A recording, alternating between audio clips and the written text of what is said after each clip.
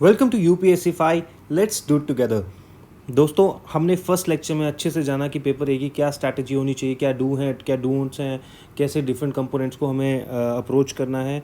तो आज हम इस सेकंड लेक्चर में जानेंगे कि हमारी स्ट्रैटेजी, रेफरेंस बुक और पूरा सिलेबस जो पेपर बी का है पॉलिटिकल साइंस और इंटरनेशनल रिलेशन का, उसको डिटेल में अच्छे से देखेंगे। जो इंटरनेशनल रिलेशंस आपको GS2 के पेपर में भी हेल्प करेंगे, लेकिन यहाँ पे बहुत कंप्रहेंसिव वे में है, तो हम जानेंगे। और मैंने आपको जैसे पेपर ए क्या बताया कि सिलेबस लेंथी दिखता है, पर एक्चुअल में वो उतना लेंथी नहीं है।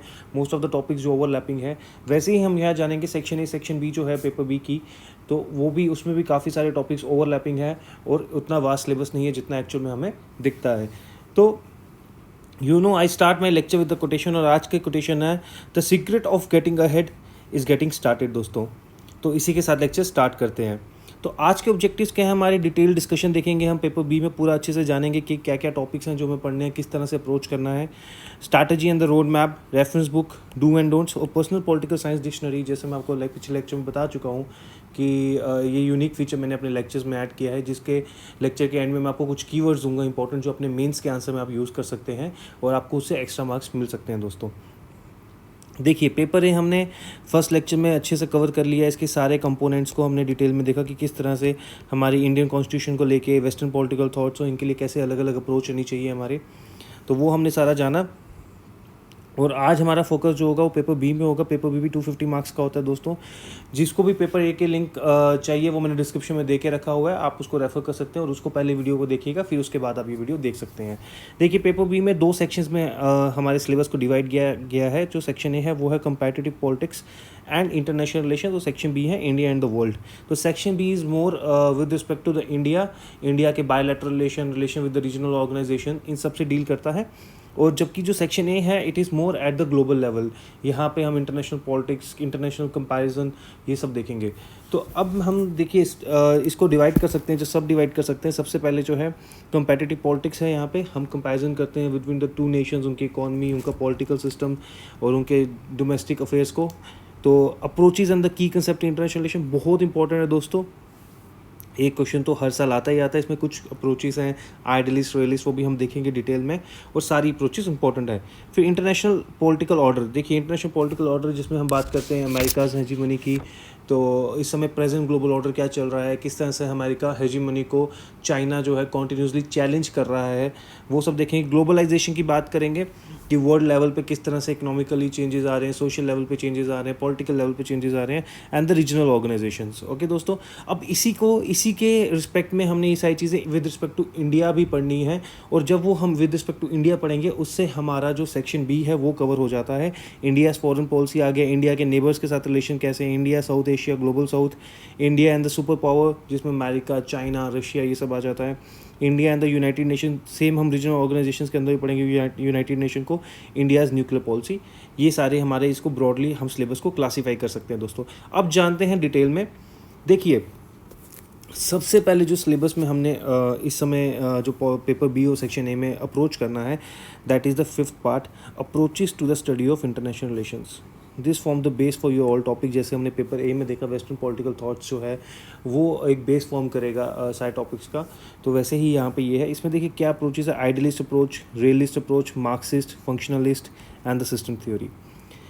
दोस्तों, ये सारी अप्रोचेस बहुत बहुत इंपॉर्टेंट है।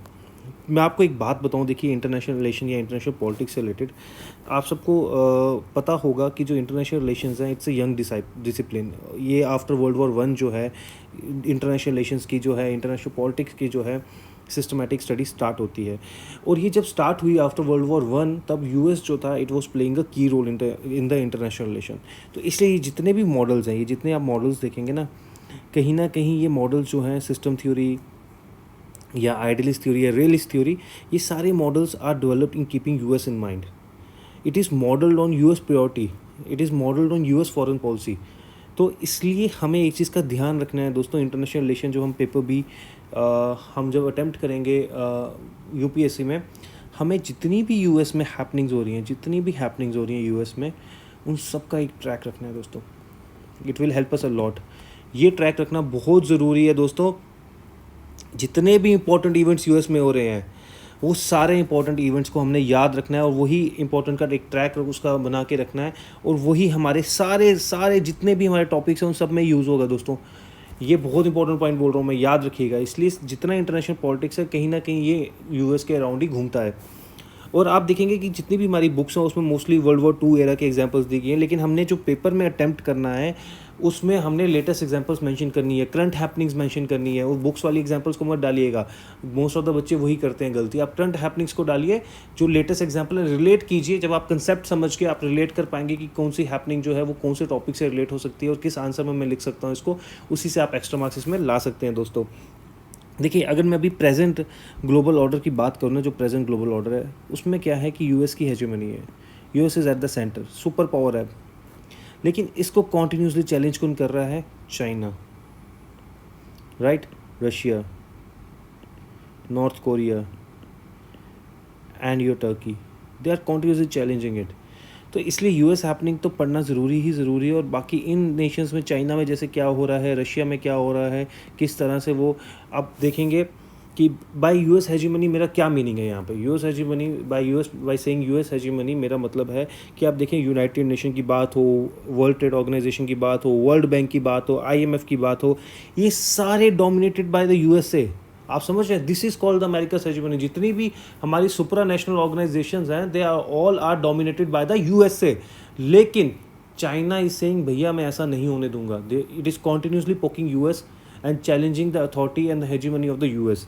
तो this is a present global order. तो इसी को हमने ध्यान में रखते रखते इंटरनेशनल रिलेशन के जो भी टॉपिक्स पढ़ने हैं, इन चीज़ों को ध्यान में रखना है दोस्तों। देखिए, जो हमने एक बार ये अप्रोचेस कर लिया अच्छे से, उसके बाद जो है कंपैटिटिव पॉलिटिक्स हम पढ़ेंगे। कंपैटिटिव पॉलिटिक्स जो है ये स्टेट इन कंपैटिटिव पॉलिटिक्स जो है, politics of presentation, representation and the participation, और ये ग्लोबलाइजेशन, ये जो आप देखेंगे ना टॉपिक पहले 3 वाले दोस्तों, ये कहीं ना कहीं पेपर ए में जो कंपैटिटिव पॉलिटिक्स है कहीं ना कहीं उसी से रिलेटेड है। It is same as the political theory या कंपैटिटिव पॉलिटिक्स जो पेपर ए में है। और स्टूडेंट कहते हैं ये बहुत टफ है, पहले 3 जो है ये बहुत पर मुश्किल होता है, इसके हमारे को मटेरियल नहीं मिलता है। But believe me guys, it is very easy to cover. हम पेपर ए में जो थे, पेपर ए में दोस्तों हम कवर करते थे डोमेस्टिक पॉलिटिक्स, राइट, इंडिया में क्या हो रहा है, स्टेट में क्या हो रहा है, तो कंपैरेटिव पॉलिटिक्स में हम वो चीज़ करते थे। लेकिन पेपर बी जो है हमारा, पेपर बी में जो है हमें मोर जो डोमेस्टिक अफेयर्स करने हैं, लेकिन बाकी नेशंस के, 2 नेशंस में डोमेस्टिक अफेयर्स क्या हो रहे हैं उसका कंपैरिजन करना है। और 2 जो नेशंस हैं उनके रिलेशंस कैसे हैं, उनकी इकॉनमी कैसे हैं। यहाँ पे अगर आप देखेंगे हमें उनकी political economy, sociology perspective, limitation of comparative methods, कुछ कंपैरेटिव मेथड जिसके थ्रू हम मेजर करते हैं कि कौन सा नेशन कितना एडवांस है या कौन सा नेशन कितना बैकवर्ड है, क्या वहाँ पे पॉलिटिकल सिस्टम्स हैं, वो सब कंपैरिजन करना है। पहले पेपर ए में भी है हमारी कंपैरेटिव पॉलिटिक्स या पॉलिटिकल थ्योरी जिसको हम वहाँ पे बोल रहे हैं, तो लेकिन वो हमारे नेशनल लेवल पे है, but it is more at the global level. ठीक है दोस्तों। स्टेट इन कंपैरेटिव पर्सपेक्टिव में हम देखेंगे, हम इकॉनमी, सोशलिस्ट इकॉनमी और कैपिटलिस्ट इकॉनमी का कंपैरिजन देखेंगे, advance industrial and the developing society का कंपैरिजन देखेंगे, और थर्ड वर्ल्ड और वेस्टर्न वर्ल्ड नेशंस का कंपैरिजन हो जाता है। ठीक है, तो ये आपको एक चीज़ का यहाँ पे ध्यान रखना है कि यहाँ पे मोस्टली जो क्वेश्चंस आते हैं दोस्तों वो आपको करंट इंटरनेशनल हैपनिंग से आते हैं। यहाँ पे कोई आपको स्टैटिक क्वेश्चंस नहीं आएंगे। आप कोल्ड वॉर एरा के कैपिटलिज्म और जो रशिया की इकॉनमी है सोशलिस्ट, वहाँ पे उसको कंपैरिजन करना नहीं, आज के टाइम पे करंट हैपनिंग्स में ये क्वेश्चंस आएंगे आपको। बाकी यहाँ पे हम देखेंगे political parties, pressure group, social movements in advance industrial Nations and the developing societies. Same paper A में भी था, लेकिन यहाँ पे हमें, मैंने बताया आपको, ग्लोबल लेवल पे कवर करना है। जैसे यूएस इलेक्शंस हो गए, ईयू इलेक्शंस हो गए, जितने भी इलेक्टोरल पॉलिटिक्स हो रही है अक्रॉस द ग्लोब। ठीक है, इलेक्टोरल पॉलिटिक्स, जैसे अभी यूएस के इलेक्शंस हुए, ठीक है ना, जितनी भी electoral politics around the globe हो रही है उसका आप ट्रैक रखिएगा, उससे आपका ये कवर हो जाएगा दोस्तों। ठीक है, तो यहाँ पे जो है response from the develop and developing Nations, देखिए ग्लोबलाइजेशन जो है ना ये ओपन एंडेड टॉपिक है, जिसमें आप देखेंगे कि जितने भी हमारे क्या कहते हैं G20 सबमिट हो गई, जितनी इंपॉर्टेंट स्पीचेस होगी वर्ल्ड इकोनॉमिक फोरम पे, जितने भी सुपर पावर्स, प्रेसिडेंट और प्राइम मिनिस्टर सुपर पावर्स के, उनको जितनी स्पीचेस होगी उसका हमें एक ट्रैक रखना है कि हम कहाँ एक वर्ल्ड को ग्लोबलाइजेशन की तरफ ले जा रहे हैं, वर्ल्ड के ग्लोबल विलेज बना रहे हैं। ठीक है। G20 समिट में इसका एक उदाहरण हो गया या एग्जाम्पल होगी, जिसमें उसमें स्पीचेस जितनी होती हैं उसका आप ट्रैक रखिए। देखिए ग्लोबलाइजेशन टॉपिक यहाँ 3-4 जगह मेंशन है, अगर आप वहाँ पे देखेंगे, मैं आपको भी आगे बताऊंगा, वहाँ पे जो कवर करेंगे तो आपको सेपरेटली इसको कवर करने की कोई ज़रूरत नहीं है। अप्रोचेस हम दोस्तों देख चुके हैं। बात करते हैं की कंसेप्ट इंटरनेशनल रिलेशन, बहुत इंपॉर्टेंट है, हर साल एक क्वेश्चन आता ही आता है। तो यहाँ पे आपको बात होती है नेशनल इंटरेस्ट की, सिक्योरिटी की, पावर की, balance of power, deterrence, transnational actor, collective security, world capitalist economy, globalisation, power vacuum, और भी बहुत से टॉपिक्स हैं जो यहाँ मेंशन नहीं है। छोटी छोटी ये टर्म्स हैं, की टर्म्स हैं। देखिए जैसे नेशनल इंटरेस्ट है, जो भी इंटरनेशनल रिलेशंस होते हैं ना, it revolves around the national interest. जब मैं अगर यूएस की तरफ, अगर हमारी कंट्री यूएस की तरफ टिल्टेड है या उसकी तरफ हमारा रिलेशंस अच्छे हैं, it because of our own national interest, ताकि हम चाइना को काउंटर कर सकें। लेकिन आप देखेंगे सेम इंडिया जब इंडिया को जब बाइपोलर वर्ल्ड था और कोल्ड वॉर एरा था, रशिया और यूएस का वहाँ पे लड़ाई चल रही थी, एक वॉर चल रही थी कोल्ड वॉर इरा में, तो उस समय इंडिया ने नाम को इस्टेब्लिश किया, नॉन अलाइन मूवमेंट। इंडिया ने कहा I am not going to align towards any super power and मैं अपना इंडिपेंडेंट और अलग से रहूँगी। लेकिन आज हम सेम यूएस की तरफ टिल्टेड हैं, और उससे पहले हम कहीं ना कहीं बीच में हम जो थे रशिया की तरफ टिल्टेड थे। दैट्स द रीज़न हमने अपने इंडियन कॉन्स्टिट्यूशन में सोशलिस्ट वर्ड को ऐड किया था। तो आप देखेंगे with the time, with the national interest, आप विद द टाइम नहीं, विद द नेशनल इंटरेस्ट जैसे हमारा चेंज होता है, उसी के साथ साथ हमारे रिलेशंस जो हैं वो चेंज होते हैं। तो ये चीज़ सारे जो ये की टर्म्स हैं ये बहुत इंपॉर्टेंट है, ये सारे हमने पढ़ने हैं, ठीक है। और आप एक चीज़ मैं आपको बता दूं कि जो एशिया के रिलेशन, जो एशिया पैसिफिक रीजन है दोस्तों, एशिया पैसिफिक रीजन के रिगार्डिंग अगर आपको करंट अफेयर्स पढ़ने हैं या आपको आर्टिकल्स पढ़ने हैं, तो उसके लिए दोस्तों एक साइट है thediplomat.com। देखिए ये साइट जो है ना, ये बहुत अच्छी एक मैगजीन्स आती है and specially cover the Asia Pacific region. जितने भी इंडिया या यहाँ पे एशिया पैसिफिक रीजन में कंट्रीज़ हैं, चाइना वगैरह, इन सब के जितने भी आपके इंपॉर्टेंट टॉपिक्स हैं, ये जितने भी इस समय हमारी हैपनिंग हो रही है एशिया पैसिफिक रीजन में, ये बहुत अच्छे से डिटेल में कवर करती हैं। इसका आप एक याद रखिएगा, इस साइट को रेफ़र करना है, ठीक है। अब नेक्स्ट टॉपिक पे आते हैं। 7th टॉपिक जो है चेंजिंग इंटरनेशनल पॉलिटिकल ऑर्डर। देखिए rise of super powers, strategic and ideological bipolarity, arm race, बहुत इंपॉर्टेंट टॉपिक है। कोल्ड वॉर, देखिए कोल्ड वॉर जो है वो जीएस में जो क्वेश्चंस आते हैं वो हमारे हिस्टोरिकल पर्सपेक्टिव से आते हैं कि कौन सा कोल्ड वॉर एरा था, क्या हुआ, फिर उसका न्यू कोल्ड वॉर एरा आया, वो सब हमारे हिस्टोरिकल पर्सपेक्टिव से। लेकिन यहाँ पे हमारे पेपर बी पॉलिटिकल साइंस में दोस्तों यहाँ पे वैसे क्वेश्चंस नहीं आएंगे। यहाँ पे कैसे क्वेश्चंस आएंगे, यहाँ जैसे पूछा जाएगा can US and China relation be termed as a cold war, it's like they are asking you for your analysis. तो इसलिए इस तरह से हमने एक प्रिपरेशन अपनी करनी है कि हम चीज़ों को एनालिसिस कर सकें, और जितने भी हमारे पुराने टर्म्स थे इंपॉर्टेंट, उनको हम आज के पर्सपेक्टिव में, प्रेजेंट करंट सिनेरियो में उसको फिट कर सकें। न्यूक्लियर थ्रेट दोस्तों, नॉन अलाइन मूवमेंट जो मैं भी आपको बताता हूँ, उसकी एम्स एंड अचीवमेंट सेम हम देखेंगे कि यही टॉपिक हमारा सेक्शन बी में भी है। फिर हम देखते हैं collapse of the Soviet Union, unipolarity, American hegemony, जो मैं आपको बता रहा था कि आज दुनिया में अमेरिकाज हेजेमनी है, जिसको कॉन्टीन्यूसली जो है चैलेंज कर रहा है China, north Korea, Russia, Iran, Turkey, ये सब चैलेंज कर रहे हैं कि नहीं, अब हम भी we should also want equal share in the world order. Okay, तो अब देखिए यहाँ पे एक चीज़ का ध्यान रखिएगा, मैंने आपको बताया कि जो आज का वर्ल्ड ऑर्डर बना है वो यूएस ने बनाया, और इसको जैसे कुछ कंट्रीज चैलेंज कर रही हैं। तो इसलिए जब भी आप कोई भी चीज़ पढ़ेंगे, कोई भी क्वेश्चन पढ़ेंगे, तो उसमें मैंने आपको बताया यूएस की आपको ट्रैक रखना है और चाइना का भी रखना है दोस्तों। चाइना भी आज इंपॉर्टेंट की प्लेयर बन गया इन द इंटरनेशनल पॉलिटिक्स, ठीक है ना। तो आपको जो भी चीज़ें पढ़नी है, you should always study them in the backdrop of the US and the China. Okay, ये चीज़ का ध्यान रखिएगा। रेलिवेंस ऑफ द नाम इन द कंटेम्प्रेरी वर्ल्ड, ठीक है, ये सेम चीज़ें हमारे पेपर बी में भी हैं। अब हम देखेंगे कि जैसे हमारे प्राइम मिनिस्टर ने डिसाइड किया कि he will not go to the NAM, तो उससे क्या हमें आउटकम्स मिलते हैं या क्या सिग्नल मिलता है कि we are now towards this bipolar या पोलर यूनिपोलर वर्ल्ड ऑर्डर को हम एक्सेप्ट कर रहे हैं और हम नाम की तरफ नहीं जा रहे हैं। तो इस चीज़ में ये चीज़ें आपने ध्यान रखना है, इसको अच्छे से एनालिसिस करना है। फिर बात करते हैं evolution of the international economic system, Bretton Woods to WTO, socialist economies, council for mutual economic assistance, third world demand for the new international economic order, neo. This is a very important topic दोस्तों, neo, new international economic order, ये बहुत important topic है। इसको हमने अच्छे से पढ़ना है। और ये सेम टॉपिक हम देखेंगे सेक्शन बी में, फोर्थ जो है ग्लोबलाइजेशन जो हमारा है अगले सेक्शन में, सेम वहाँ पे कवर होता है। यहाँ पे देखिए क्वेश्चंस कैसे आएंगे, फ्यूचर ऑफ द WTO, ठीक है, India's position on food security या food subsidy, US position on the India's food security plan. तो इस तरह से क्वेश्चंस आएंगे आपको, ऐसे डायरेक्ट टॉपिक्स नहीं पूछे जाएंगे, तो इसको थोड़ा हमें इन डेप्थ पढ़ना है। और एक्चुअल में जो इनसे आगे क्वेश्चंस बन सकते हैं वैसे क्वेश्चन पूछे जाएंगे, डायरेक्ट क्वेश्चंस नहीं आते हैं यहाँ पे, ठीक है। अब बात करते हैं 9 टॉपिक की। देखिए 9 टॉपिक में यूनाइटेड नेशन, ठीक है, सेम हम पढ़ेंगे सेक्शन बी में 6 टॉपिक, जो 6 पॉइंट है हमारा वो।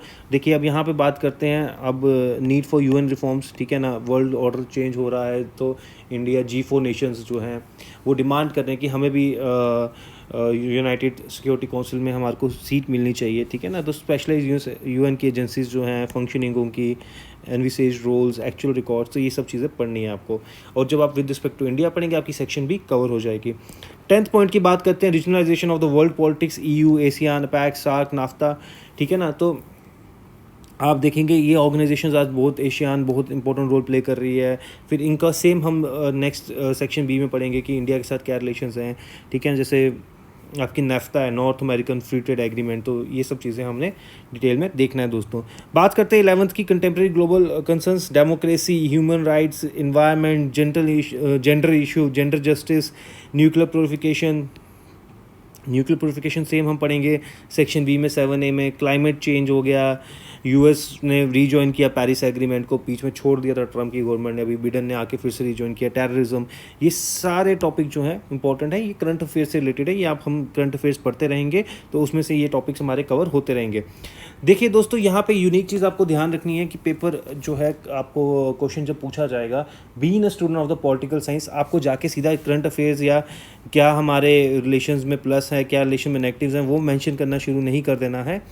पहले आपको लिखना है कि इन रिलेशंस में कौन सी अप्रोच फॉलो होती है।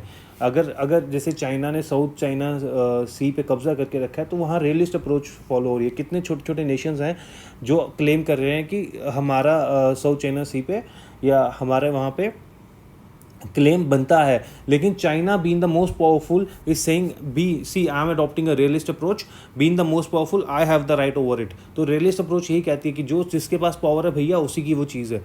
तो यहाँ पे हम लिखेंगे कि इस पर्टिकुलर टॉपिक में रियलिस्ट अप्रोच फॉलो हो रही है। तो आपको अपना आंसर एक बताना है कि किस आंसर में कौन सी अप्रोच फॉलो हो रही है, then followed by the small background history, and then you start कि आपके प्रोज क्या हैं, नेगेटिव्स क्या हैं, और उसके बाद आप लिख सकते हैं कि यहाँ पे इंडिया पे क्या इम्पैक्ट पड़ेगा।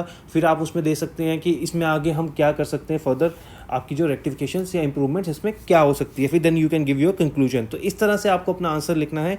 याद रखिएगा इस पॉइंट को दोस्तों, इस तरह से स्कोर कर सकते हैं आप। यही गलती होती है जो मैं फर्स्ट लेक्चर से बोल रहा हूँ, कंटेंट प्लस प्रेजेंटेशन। कंटेंट सबके पास हो जाता है, प्रेजेंटेशन में बच्चे मोस्ट ऑफ द स्टूडेंट जो है वो मार्क खा जाते हैं। हमें अपनी प्रेजेंटेशन पे फोकस करना है कि किस तरह से हमें आंसर लिखना है और किस तरह से अपने आंसर को प्रेजेंट करना है दोस्तों। बात करते हैं पेपर बी सेक्शन बी की, इंडिया एंड द वर्ल्ड। यहाँ पे हमें फोकस भैया यहाँ रखना है, इंडिया पे फोकस रहेगा। सबसे पहले policy making institute, Indian foreign policy, determinants of the foreign policy, इसमें आप देखेंगे जियो, हिस्ट्री, कल्चर, ये सारी चीज़ें आ जाती हैं। इंस्टीट्यूशन ऑफ पॉलिसी मेकिंग, देखिए पॉलिसी मेकिंग इंस्टीट्यूशन कौन से हो गए, MEA का रोल, PMO का, NSA का, डायस्पोरा का, पार्लियामेंट का, MNCs का, NGOs का, मीडिया का, थिंक टैंक्स होते हैं उनका, स्ट्रैटेजिक कम्युनिटीज़ का, इन सब का रोल प्ले होता है हमारी इंस्टीट्यूशन पॉलिसी मेकिंग में, ये सब आते हैं। तो हम ये सब देखेंगे। अभी हमने पीछे नाम देखा, एंड इंडियाज़ कॉन्ट्रीब्यूशन टू नाम, डिफरेंट फेसेस, करंट रोल, यही रेलिवेंस ऑफ नाम इन करंट सिनेरियो, यही क्वेश्चन है जो पीछे हमने देखा वहाँ पे सेक्शन ए में। तो देखिए पेपर बी की एक खासियत है कि सेक्शन ए सेक्शन बी दोनों साथ चलेंगी, और अगर आप सेक्शन ए अच्छे से कर लेंगे, आपके विद रिस्पेक्ट टू इंडिया भी पढ़ेंगे, तो सेक्शन बी अपने आप कवर होती जाएगी दोस्तों। अब देखिए यहाँ पे India and the south Asia, यहाँ पे आपकी जो साउथ एशिया में आपके आगे सार्क आ गई, पास्ट परफॉर्मेंस, फ्यूचर प्रोस्पेक्ट्स आ गए, South Asia as a free trade area, SAFTA जिसको कहते थे, नाफ्ता था, India's look east policy, impediments to regional cooperation, and then river water disputes, illegal cross water migration, ethnic conflicts, insurgencies, border disputes, ये सारी चीज़ें जो हैं आपको India and the south Asia में कवर करनी है। और सेम आप देखेंगे आपके पेपर ए में भी ये चीज़ें, सेक्शन ए में भी ये चीज़ें आपकी आती हैं दोस्तों। फिर बात करते हैं हम यहाँ पे नेक्स्ट टॉपिक पे चलते हैं, फोर्थ टॉपिक पे, India and the global south. देखिए ग्लोबल साउथ में बात होगी relation with the Africa and Latin America, ठीक है। तो और आपकी लीडरशिप रोल जो है इंडिया के in the new and the WTO negotiations, हमने न्यू पीछे देखा अभी, न्यू इंटरनेशनल इकोनॉमिक ऑर्डर, तो वहाँ हम पढ़ेंगे और WTO के क्या नेगोशिएशंस में इंडिया रोल प्ले कर रहा है वो हमें देखना है, ठीक है दोस्तों।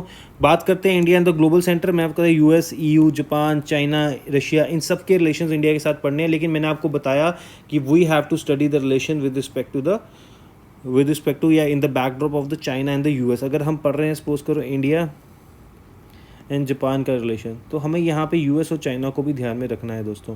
तो इस तरह से ये रिलेशन हमें स्टडी करने हैं, ठीक है। इस चीज़ को ध्यान रखिएगा, इसको मल्टीलैटरल लेवल पे हमें अंडरस्टैंड करना है। और जब भी आप इसको स्टडी करेंगे, अपने ग्लोबल पॉलिटिक्स का जो फ्रेमवर्क है ना, उसको दिमाग में रखिएगा, बस इतनी सी बात है। बात करेंगे India and the United Nation system की।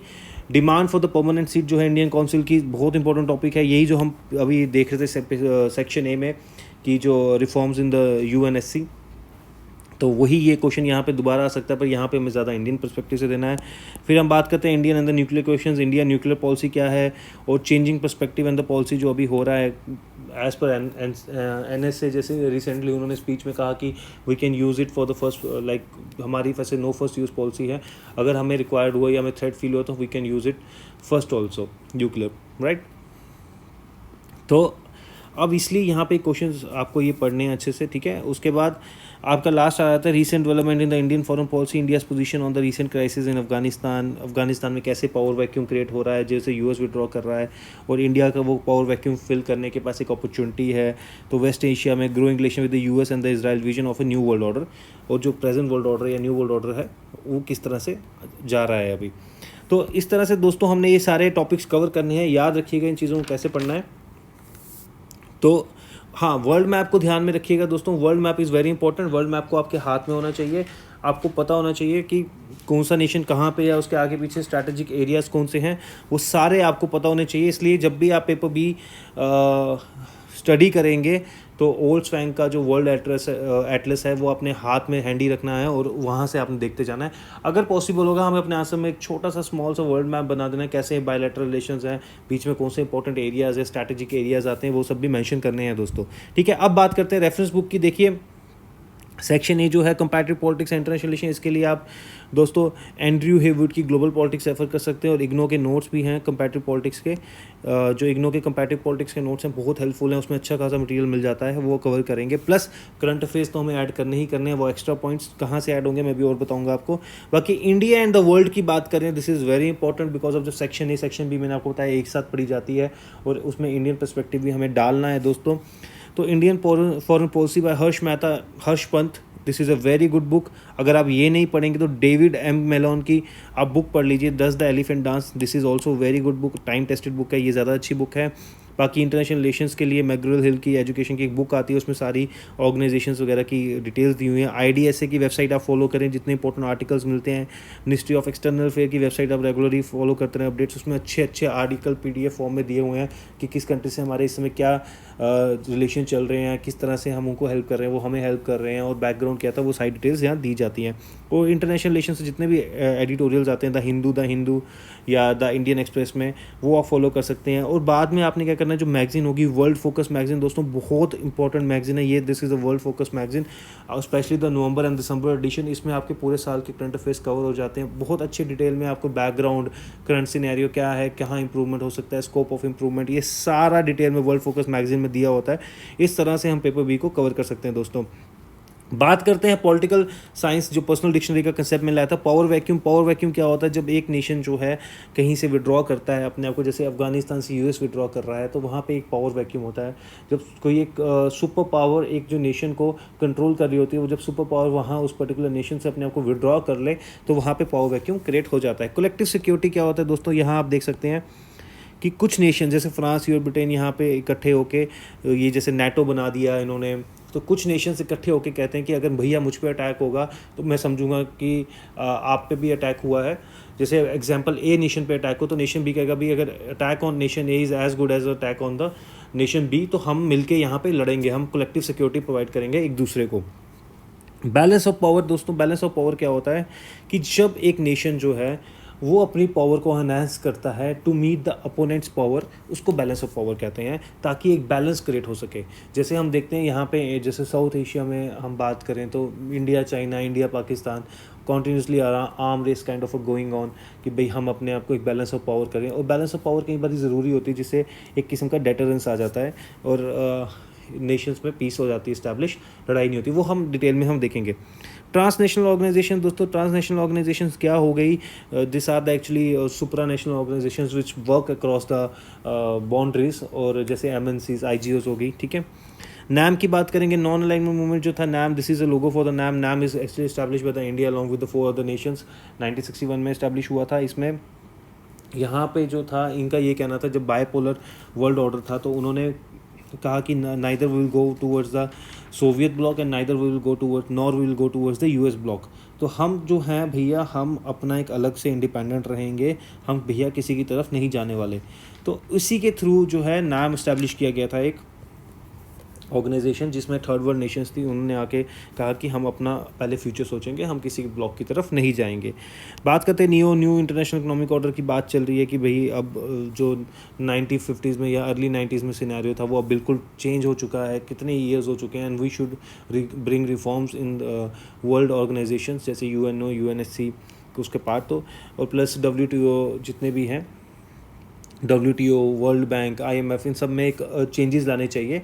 UNSC नहीं आएगा, ये इकोनॉमिक से रिलेटेड है। यहाँ पे हमारा focus WTO, world bank, IMF और एक इकोनॉमिक ऑर्डर में नई चेंजेस आने चाहिए, जिसमें more focus should be on the third world Nations. Unipolar world order देखिए, यूनिपोलर मैंने बताया आपको, जब US हेजीमनी जैसे चल रही है, अभी बायपोलर हो गया, जिसमें जब एक कोल्ड वॉर ईरा में था, 2 ब्लॉक्स थे and both were the equal powerful. Multipolar हो गया जब मल्टीपल नेशंस जो हैं they all possess equal powers, और वो सारी दुनिया इंटरनेशनल पॉलिटिक्स को गवर्न करते हैं। तो इस तरह से हमारे ये कुछ कीवर्ड्स हैं जो आप अपने आंसर में यूज़ कर सकते हैं दोस्तों। और डू एंड डोंट्स बहुत इंपॉर्टेंट है, ध्यान से सुनिएगा। अपनी प्रिपरेशन स्टार्ट करने से पहले इसको ध्यान से माइंड में रख लीजिएगा। सेक्शन A, सेक्शन B जो है हमेशा साथ में ही हम पढ़ी जाती है, जो मैं आपको स्टार्टिंग से बोल रहा हूँ। सेक्शन A को आप विद रिस्पेक्ट टू इंडिया भी पढ़ना शुरू करते हैं तो आपके सेक्शन B अपने आप कवर हो जाएगा। You must be aware of world map, basic knowledge होनी चाहिए कि कहाँ पे मोस्ट ऑफ द रिसोर्सेज, जैसे ईरान में हो गए कुछ areas, important countries around Black Sea, Caspian Sea. मैंने आपको बताया कि आप एक एटलस रख लीजिए वर्ल्ड मैप का अपने साथ, जब भी कोई चीज़ पढ़ें उसको अच्छे से अंडरस्टैंड करें। इसको आपको GS में भी हेल्प मिलेगी और यहाँ पे भी आपका अच्छे से कवर हो जाएगा। Keep track of the foreign policy of the US, China and the Russia. मैंने आपको बताया कि we should study international politics in the backdrop of China, US and the Russia, because US की हेजीमनी है और ये नेशंस इसको continuously पोक कर रहे हैं और इसकी हेजीमनी को चैलेंज कर रहे हैं दोस्तों। India's bilateral relations should be study in the backdrop of current world order, मैं आपको बता चुका हूँ। और आपको मैंने बताया कि एशिया पैसिफिक रीजन है, उसके लिए आप डिप्लोमेट साइट जो है वो रेफर कर सकते हैं और आपको बहुत अच्छे से ये एशिया पैसिफिक रिलेटेड इंटरनेशनल जो रिलेशन है उसको कवर करने में हेल्प करेगी। जितनी भी लेटेस्ट हैपनिंग है ग्लोब में वो अपने आप आंसर्स में लिखिए, rather than the static example जो बुक्स में दी हुई है वो नहीं लिखनी है दोस्तों। आपको अपना आंसर स्टार्ट करना है कि IR की कौन सी पर्टिकुलर अप्रोच फॉलो हो रही है पर्टिकुलर सिनेरियो में, फिर उसके बाद आपने थोड़ा सा बैकग्राउंड देना है और फिर देन आपको अपने रिलेशन जो एक्चुअल करंट हैपनिंग्स है वो डालनी है दोस्तों। देखिए GS में जो है मोस्टली क्वेश्चन जो है हिस्टोरिकल पर्सपेक्टिव से स्टैटिक क्वेश्चन पूछे जाते हैं, लेकिन ऑप्शनल में यहाँ पे जो है contemporary present current scenario happenings जो हो रही हैं वो उससे रिलेटेड क्वेश्चन पूछे जाएंगे। तो दोस्तों अगर आपका कोई भी डाउट्स है, कोई भी क्वेश्चन है दोस्तों, आप लोग मुझे कॉल कर सकते हैं ऑन दिस नंबर। आप हमें UPSC 5 पे फॉलो कर सकते हैं इंस्टा पे। Thank you.